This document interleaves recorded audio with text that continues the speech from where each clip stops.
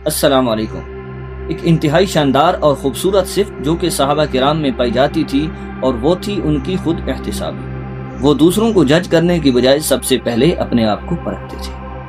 حنظلہ رضی اللہ تعالیٰ عنہ ایک جلیل القدر صحابی ہیں۔ ابوبکر رضی اللہ عنہ کی ان سے ملاقات ہوتی ہے اور وہ ان سے حال احوال پوچھتے ہیں۔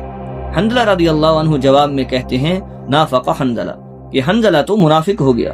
ابوبکر رضی اللہ عنہ حیران ہو کر پوچھتے ہیں وہ کیسے؟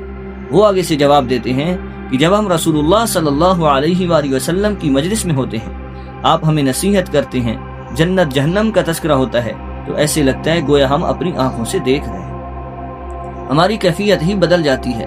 لیکن جب ہم واپس اپنے اہل و عیال کی طرف آتے ہیں، بیوی بچوں میں، اپنے کاموں میں مشغول ہوتے ہیں، تو ہم بھول جاتے ہیں، ہماری کیفیت ہی بدل جاتی ہے۔ ابوبکر رضی اللہ عنہ نے فرمایا یہی حالت تو میری بھی ہے۔ دونوں چل کر رسول اللہ صلی اللہ علیہ وسلم کی خدمت میں تشریف لاتے ہیں۔ حنظلہ رضی اللہ عنہ عرض کرتے ہیں یا رسول اللہ، میں تو منافق ہو گیا کہ جب آپ کی مجلس میں ہوتے ہیں، جنت جہنم کا تذکرہ سنتے ہیں، تو ایسا لگتا ہے گویا ہم جنت جہنم کو اپنی آنکھوں سے دیکھ رہے ہیں، لیکن جب واپس اپنے اہل و عیال کی طرف جاتے ہیں، اپنے کاموں میں مشغول ہوتے ہیں، تو ہم تو بھول جاتے ہیں، ہماری کیفیت ہی بدل جاتی ہے۔